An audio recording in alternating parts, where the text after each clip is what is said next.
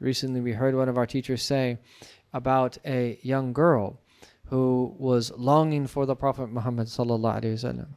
And he said that by Allah, all of the kings on earth, all of those who are in political positions on earth, everything that is that they have, he said this young girl who longs for the Prophet ﷺ is better than all of them in everything that they have. Those moments of longing for the Rasul out of love. And then he went on to say that this is the way that homes used to be. What do our children long for? Video games, shoes, who knows what else? All kinds of dunyawi things, and their kids, okay, they can have those things. But in addition to those things, this is what is really important, is that these meanings be in the heart, that they spend time sending salawat upon the Prophet ﷺ, loving him. And there was a beautiful story that Sheikh Yusuf al-Nabahani mentions, and there was he had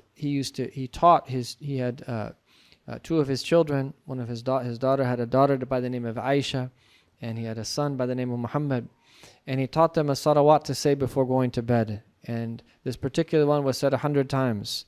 So they started saying it. And then they said that his son, Muhammad, the young son, he was ill. He was sick.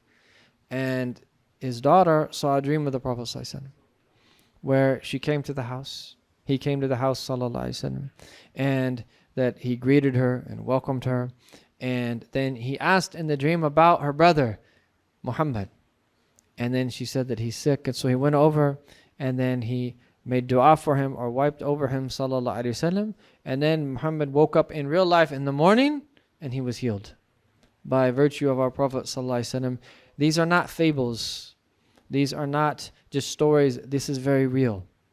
And that when we connect to the Rasul sallallahu alaihi wasallam, and we love him, and we send salawat upon him, and we go out of our way to devote ourselves to establishing a relationship within him, the results are very real. May Allah ta'ala bring our hearts to life with his love, sallallahu alaihi wasallam, and a connection to him. And may every time that we recite these meanings, those meanings deepen and they increase within us. Ya Arhamar Rahimin. May Allah ta'ala give us a great portion of love and connection and longing for the blessed Prophet sallallahu alaihi wasallam, and bless us to follow him in all of our different states. Wa sallallahu alaihi wa sallam Muhammadin wa ala alihi wa sahbihi wa sallam. Alhamdulillahi rabbil alamin.